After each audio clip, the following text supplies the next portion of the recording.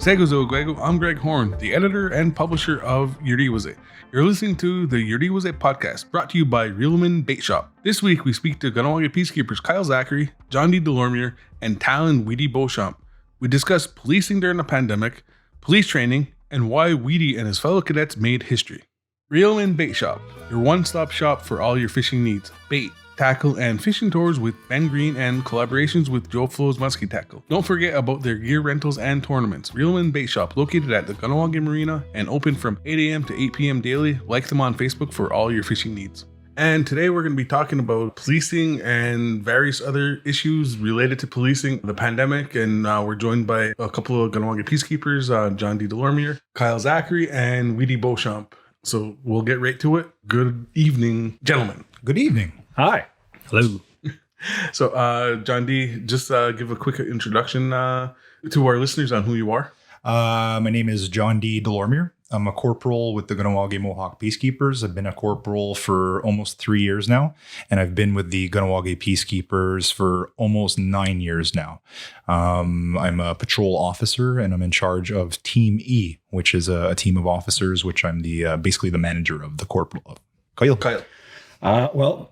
My name is Kyle Zachary. I'm a Kahnawake Peacekeeper, have been since December 2008. I have been a patrol officer. I hold the rank of a constable. Recently, I changed positions within the department. I'm now the public relations officer for the department, so I handle media relations. So, Greg, you and I speak frequently, and it's a good thing. I also write press releases, and I handle education in schools, like drug programs. I also produce Just the Facts, which is a web series that the Peacekeepers have started, just giving out information, general information to the public and answering questions that are submitted by viewers. Okay, great. And we got the newest Kahnawake Peacekeeper, Weetie Beauchamp. The rookie. So I'm Talon Beauchamp. Everybody knows me as Weetie here in the community. I'm a recent graduate from Depot, which is the RCMP Academy. It's a 6-month program that I graduated from. I've been with the Peacekeepers now for like a week. I was sworn in last week. I believe I start my field training program on Thursday. So I'm looking forward to that. Get going and get my feet wet and see what this career is made of. Okay, great. I guess one of the things probably we should talk about first is the challenge of doing police work during a global pandemic. For sure. It was quite the ordeal last year. And I mean, it's still an ordeal that everybody's going through. Nobody's immune to it yet anyways, vaccinations aside and all kidding aside.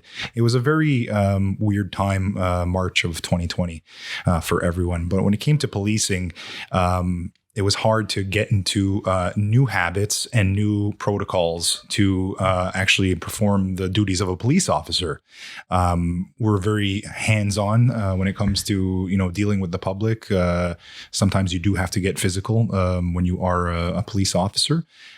Things started to change very quickly when we started learning about what COVID-19 was, and basically nobody knew what it was when we first started. We just knew it was a virus, and it was a very bleak outlook in March that, they were saying a quarter of the population of the world could possibly die, and everybody was scared. And that's including us, you know what I mean? If you don't say you're scared, I mean, it was a trying time. And then new protocols came in. So we were mandated to start our shift. And usually you come in, you do a shift change. Everybody knows what happened from the shift before. Everybody, has their pleasantries, and you go on. Now we were mandated to come in with uniforms for the whole shift block. They were to be washed at the end of the shift block by the next team coming in. We had to leave in civilian clothes. Everybody was showering when they got home. It was very, very weird. When you got to your workstation, be it your office or your cubicle, you had to wipe everything down with Oxyver medical grade alcohol wipes. That included your workstation, so your mouse, your keyboard, your screen, the seat, everything. Spraying the seats with alcohol. And then you would do that to your car as well. So somebody had to do it at the end of their shift. And even if they just did it, you did it again anyways. We were provided with all kinds of equipment to protect ourselves, what they call PPE. And we had face masks, and it was just a very odd time. And it was hard to get used to because, for me, last year was about 8 years in policing. For Kyle, it's he's getting close to the halfway point of his career. You get certain ways of doing things to keep yourself safe and to adequately police the community. And now we're trying to adequately police the community, keep ourselves safe in regards to violence and physical violence. But now we had to keep ourselves safe from a virus. It was just very, very odd. But we got through it. We kept working at it. And when we started to get used to it, that's when it got even weirder. Like now we're very used to social distancing, masking, washing your hands nonstop. I mean, everybody had that syndrome in the first 3 months where your hands were basically falling apart from washing them so much with soap and water or the hand sanitizer. We all went through it together. And even though we're still in the middle of this pandemic, I think it made the department a lot stronger. The community should know that it really brought us together as a police force. I don't like to say police force, but as a police department. Police service. Police service. Yeah, that's a better way of putting it. Thank you, Kyle. We became stronger for it because we went through one of the most harrowing experiences that anybody has gone through, a pandemic, together. And we're still we're delivering a high level of police service to the community. And we're doing it safely because we're highly trained, as Weetie will go on to tell you about his training during a pandemic. We're highly trained from the RCMP Academy at Depot, Saskatchewan. But now we're very, very used to being safe from the pandemic and keeping ourselves safe and the community safe as well at the same time. Yeah, so early on, there was some measures instituted by the Kahnawake COVID-19 task force, which included basically shutting down the community to anybody not belonging in the community. Yes. So, and shutting down the businesses to outsiders and things like that. So, being a patrol officer, how was that experience? Having to, because 70,000 plus cars a day pass through this community. Well, I mean, first and foremost, when we started shutting everything down, it was a ghost town pretty much throughout the day. But when the sun went down in March and April and May, there was nobody out. When we're used to, being proactive, especially you go across the teams, they like to do spot checks for different things, impaired drivers, sometimes for ATVs, what have you. Now we had nobody to, spot check or if we wanted to, you know what I mean? Do we want that extra contact? If somebody is doing something, yes, we have to do our job. But when there was nobody out on the streets, there was nothing really happening. Then when it came down to the massive shutdown, which was a few days into I think the 13th, was the 13th the big day? The 13th was the day that things kind of went on pause for 2 weeks. And then by the 23rd, the community businesses non-essential businesses were shut down, including the tobacco industry. Yes, and then we were, tasked with enforcing the directives that were set forth by the task force. And I actually worked the day they shut down the cigarette industry, and it wasn't for for anything other than safety. And that was one of the busiest days I've ever worked in 9 years. It was very, very busy, but we live here too. We understand the importance of these businesses, and it's a steady stream of income for a lot of people who are working as clerks or, the mom and pop shops. But then you go to the bigger factories where they're also employing, people. That's their regular job. And it's a source of income for the community. It's economics. And people were quite mad when we started, to tell them, look, you really have to shut down. Everybody has to do it. And there was a few stragglers who, wanted to buck the system and stay open, but they had to be spoken to in terms of community policing. We couldn't just, drop the hammer. We had to, and not plead with people either. It's just write the letter of the law and say, look, this is for safety. It's for you and for me. All these contacts, these extra contacts of, the cigarette sales to working next to the person in the factory could spread this thing very, very quickly. So we were tasked with that. And it was a Sunday morning, I remember, and it was quite busy, and people were mad, calling the station. We were going to every cigarette store in the community, every factory, every other store that did not need to be open. And it wasn't long because there was so much to do. It was a very quick 12 hours, but it was one of the roughest 12 hours that I've ever worked, because just think about it. If you're listening to this podcast, going to the corner store and just saying, you have to shut down. Why? And then you have to explain it. So just think about doing that to every single cigarette store, factory, and non-essential business in the community. It was tough. Yeah, that couldn't have been easy. And a lot of things have evolved and changed over the past year. Weetie, what made you decide to become a peacekeeper, especially during a pandemic? Well, obviously when I applied for the job, like the pandemic wasn't a thing, right? So like we obviously had no idea this thing was going to come up and do what it did and continue on this long. So yeah, when I applied, like it wasn't a thing. It was like a long process and all that, but it was good. And then, so basically what made me want to become a peacekeeper was I'm pretty strong in like working for my community. Like I love my community. This is where I'm born and raised, right? Like we all are. And that's the biggest thing to me. And I just enjoy helping people a lot. And I feel like this is one of the ways I can do that to the best of my abilities as far as I know myself. And I know they have a great team of guys over there. I pretty much know everybody on the force or on the service. And then, as you're growing up as a kid, you see officers rolling around. One of the guys I looked up to was Daryl Paul. He's my cousin's father, so I got to see him a lot. Pick his brain about being a police officer and seeing the uniforms, seeing the cars. I thought it was just like really cool. And so it's kind of always something I wanted to do. And eventually I said, you know what, might as well apply and see what happens, right? And I got in, and so far it's been quite an experience, even though I'm only like 4 days deep into my career, but it's been pretty fun. I enjoy it so far. Nice. So the three of you all went to Depot in Regina. Yeah. So you guys obviously have one experience of what it was like, and Weetie has, I think, a completely different experience. Yeah, definitely. We'll start with you. Go through the process of the training. It's I believe it's 6 months. Yeah, 6 months, 26 weeks total. But I think, Weetie, you should start off with, and I'm sorry to interrupt, you should explain why you were the longest junior troop, which is the troop that's starting off in the history of the RCMP. Yeah, so like my troop 39 is kind of like a part of history. Like we're actually integrated into like the program. There's a blues challenge. It's part of like earning your pants as part of your uniform. So like we're actually a question in that blues challenge. I thought it was pretty cool. So like being a part of history is pretty sweet. So yeah, like the junior troop is the troop that comes in, and like you're basically only a junior troop for like a week or 2 weeks max usually.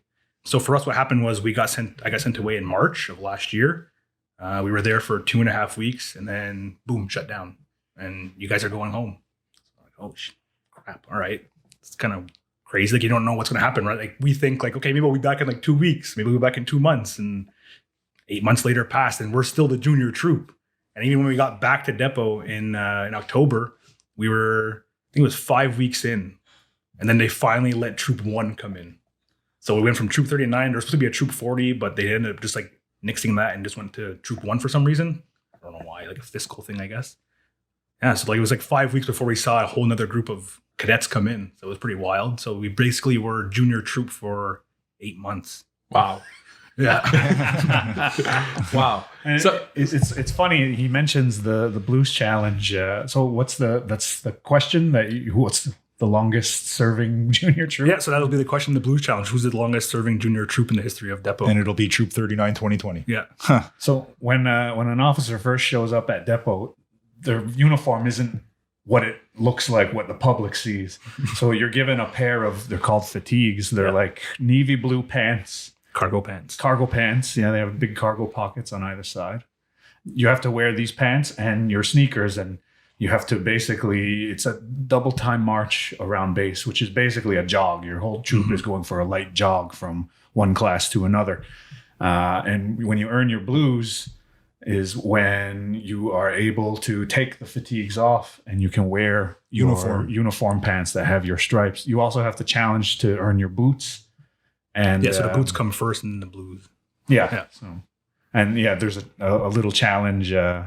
Like he said, to earn the blues, your troop has to collectively pass like a trivia challenge where you all stand at attention and the drill instructor will ask a general question. And if one of your troop mates knows the answer, it's called a prove, where you put your hand straight out in front of you. And it's the equivalent of raising your hand in a class. And the instructor will come to you and then you answer the question. If you're wrong, you have to pay for it with a couple of push-ups. Yeah, it's like 10 push-ups. Yeah, it's kind of funny. So if the average of the class is everybody seems to know their history of the RCMP and things like that, they'll get their blues, and then it's a status among the other troops on the base. And they do ask questions about the Kahnawake Peacekeepers as well. Who the chief of police is, when we were established, what do the colors and the crest mean? So the general RCMP cadet, who's obviously not going to be a Kahnawake Peacekeeper, they have to know about our department too, which I think is very, very cool. Yeah, definitely. Yeah. Nice. You went to Regina last March. Yeah, March of 2020. So March 2020, you were there for 2 weeks, and then pandemic hit, and then you got sent home. Yeah. What was going through your mind then when, you're getting sent home and then you're not knowing when you're going back?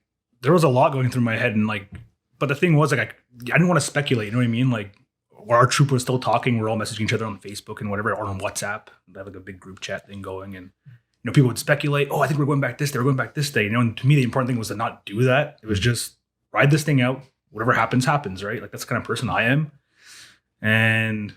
So for me, reading like everybody else's messages was like kind of driving me a little bit crazy. So that's what was like really fueling like my mind and making the wheels spin.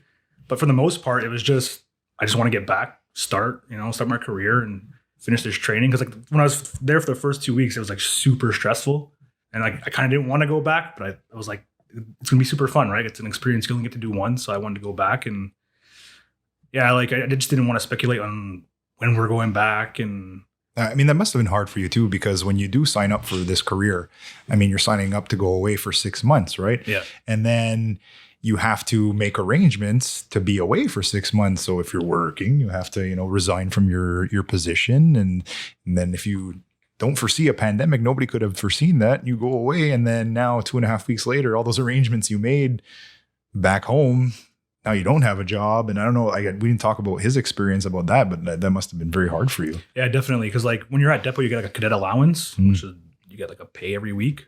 So when I came back, I'm not in training, right? So I'm not actually a cadet anymore, technically. So I wasn't getting paid. So I had to like go find another job, but I wasn't allowed to go back to the hospital because I had resigned from my position there. Like I was on a leave of absence, and they were like, well, you're on a leave of absence. You can't really come back until it's up. So I was like, all right, fair enough. So I have to go find something else to do, right?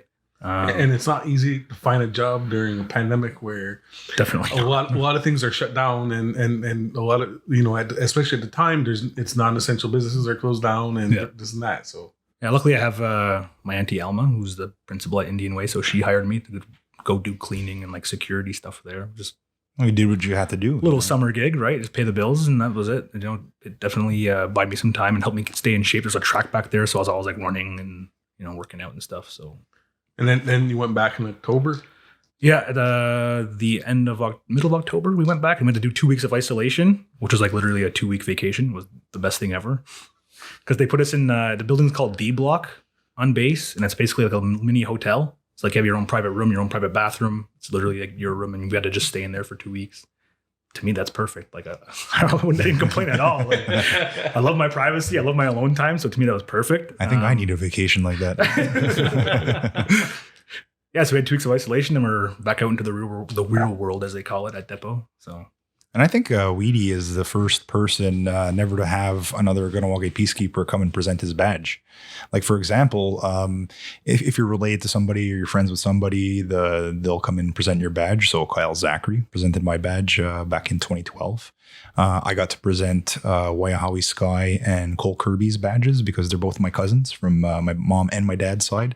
So it's a badge of honor, to turn a phrase, and it's something that people look forward to. And like if they know somebody who's a cadet to go do that, and that's like I have sympathy for you. You know what I mean? Like he had a very drastically different experience than Kyle and I had. And Kyle has a very different experience than I had, but it was similar because we're only 4.5 years apart in terms of years of service.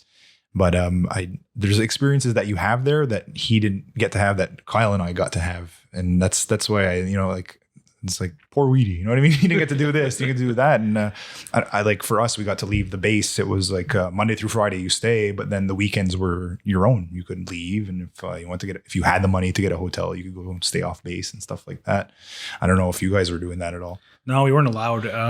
When we first started, it was like pretty much lockdown. Like you can't leave base at all. Not even to go get essentials. So like basically I was ordering like stuff off like London Drugs, ordering from Walmart, like 7-Eleven to get like, just basically essentials, right? Like shampoo, toothpaste, toothbrushes, water, just stuff like that. Because we weren't allowed to leave base. And then they kind of got lenient at one point. Like it was like 2 weeks where they let us off base each week, like each weekend consecutively. And then they found out like 90% of base left.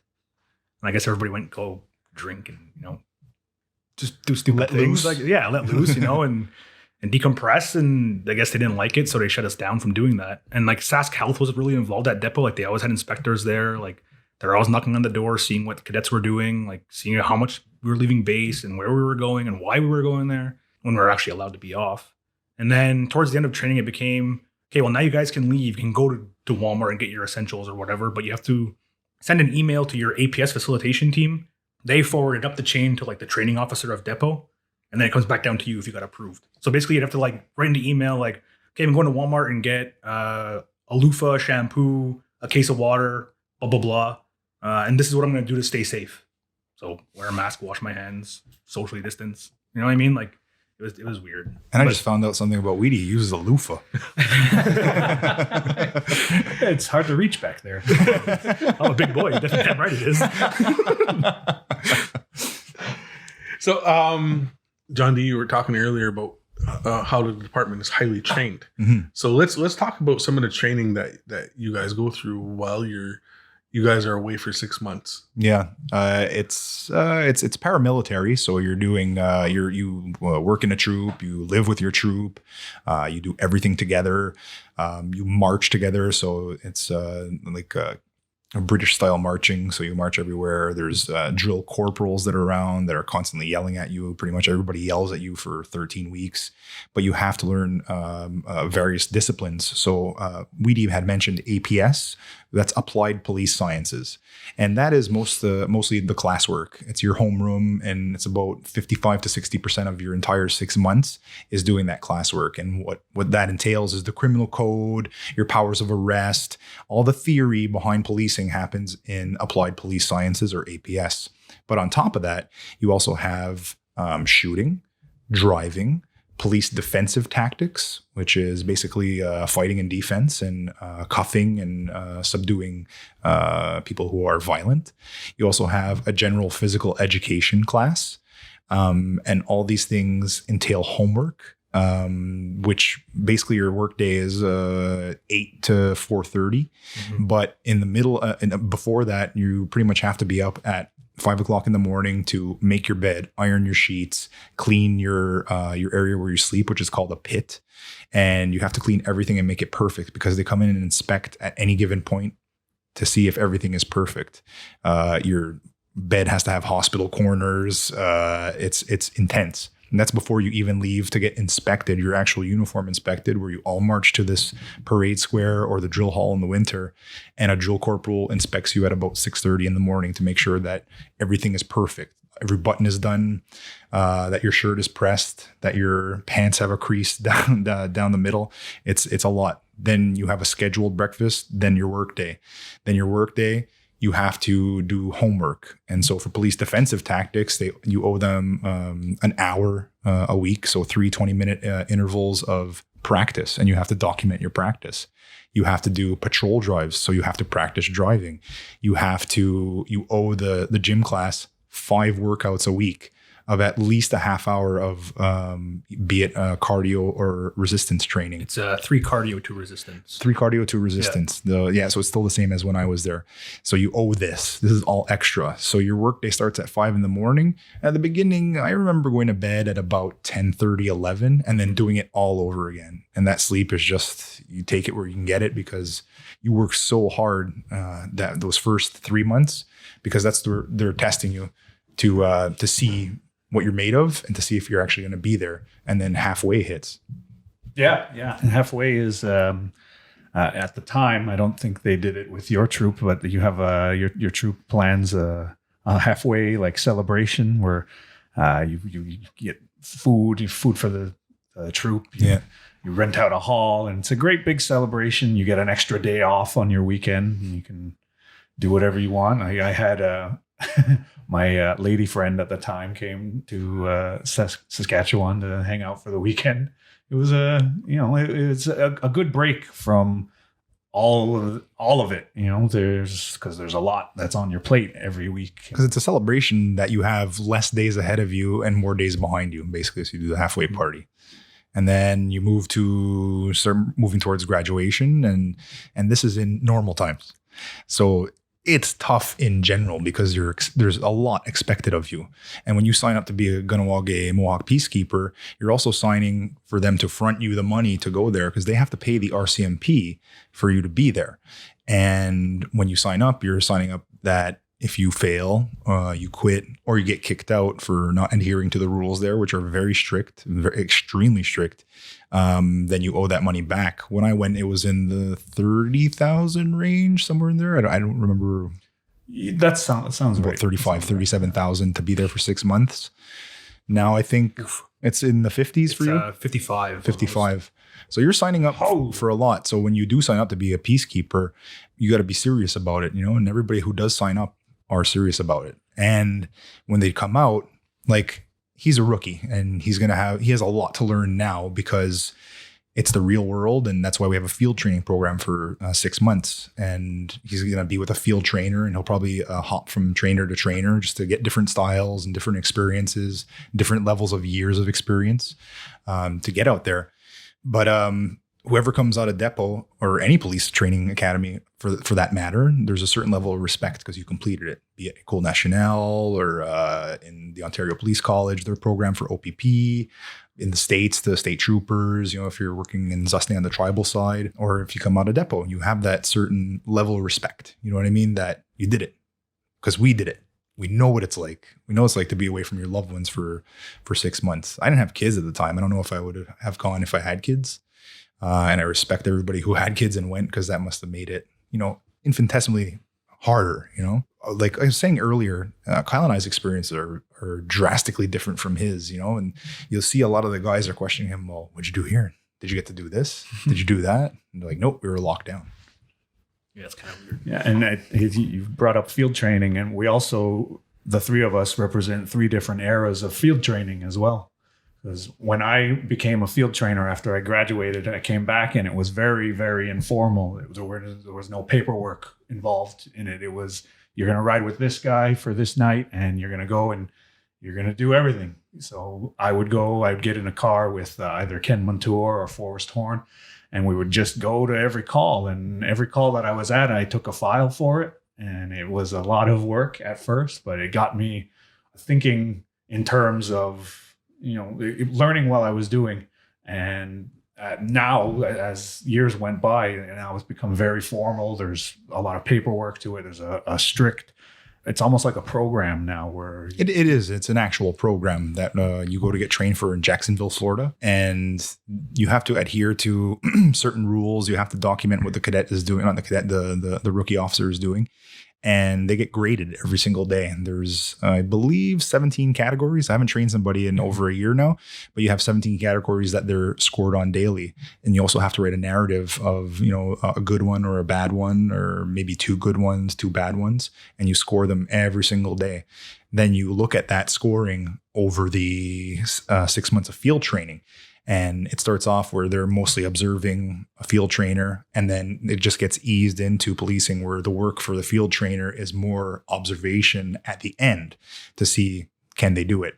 Once they pass that 6 months, at the end, there's a couple shift blocks where the patrol sergeant will come on the road, and they ride with a completely different officer now. It's the patrol sergeant. He has final say over release or extended field training. So it's a very rigid program, but it's also designed to make sure that once that the officer who's in field training is complete their field training program, that they're ready. They're finally ready. you know. And then after that, it's up to the corporal, my position, and there's 5 corporals to actively monitor the newer officer. You have to monitor all your officers to make sure that they're doing a good job, and you offer coaching and correct as each shift goes along. And you just have to pay a little extra special attention to those newer officers to make sure, hey, did you do this yet? Did you experience this yet? And then make sure that they go to those calls so that they're becoming a more well-rounded officer.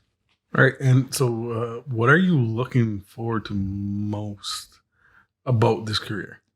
Desk pop. I guess probably just the community aspect, right? Like just being here in Kahnawake, you know, just helping out my own people. That's what I'm all about. I think that's what I'm really looking forward to. And, you know, obviously you signed up to become a police officer to fight crime, right? You know, you want to take down the bad guys. So it's basically what it's all about. You're just helping out my community and cleaning it up a little bit in the process. I mean, I think between Kyle and I, we have about maybe 21 to 22 years of experience combined. And I think that his opinion on policing in this community that he just said is going to serve him well in his career. Yeah, for sure. I mean, if you're getting into this career for any other reason, it's probably the wrong one. Yeah, you're 100% right. You have to care about your community because you got to live here. And you're the expert at policing your own community. It's very different what we do here. Very, very different. And to police where you eat and you sleep is very, very difficult, but it also gives us a leg up. It's our biggest advantage and our biggest disadvantage. So we walk a very fine line when we're policing in our community because we're a part of the community as well. And we all care about our community.